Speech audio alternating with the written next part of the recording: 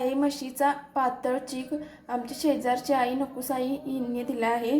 आता त्याचा आम्ही खरवीज करत आहोत। पातळ खरवीज करत आहे। आमच्या इकडे याला गिन्ना म्हणतात। सर्वप्रथम गॅस चालू करायचा व चिक्काला थोडं उकळून घ्यायचं। त्यामध्ये वेलदोडे लागणार आहेत ते बारीक चेचून घेऊया। घातलं आहे सुंठ आणि वेलदोडे याला बारीक चेचून घ्यायचं। त्यामध्ये साखर घालून घ्यावी। उकळेल तसे साखर घालायची। आम्ही 1.5 कप साखर घातली। आपल्याला आवडीनुसार गोड प्रकारे घालून घ्यायची। त्यामध्ये रवा घालून घ्यायचा। रवा थोडा भाजून घ्यायचा।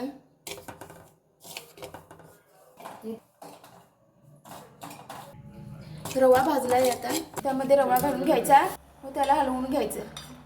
मंद आचेवर गॅस करावा व 25 मिनिटं आटवून घ्यायचे। 25 मिनिटं मंद आचेवर ठेवावं। त्याला चांगलं शिजवून घ्यायचं। अशा प्रकारे पातळ खरवीज उकळून घ्यायचा। अजून 5 मिनिटं उकळून घ्यायचा।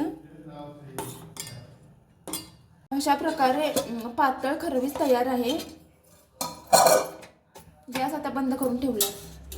सुंठ आणि वेलदोडे पावडर टाकून घ्यावी।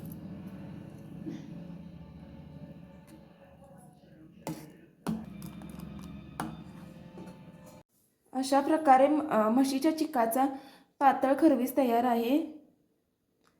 तुम्हाला जर व्हिडिओ आणि रेसिपी आवडल्यास नक्कीच लाईक आणि शेअर सबस्क्राईब करा।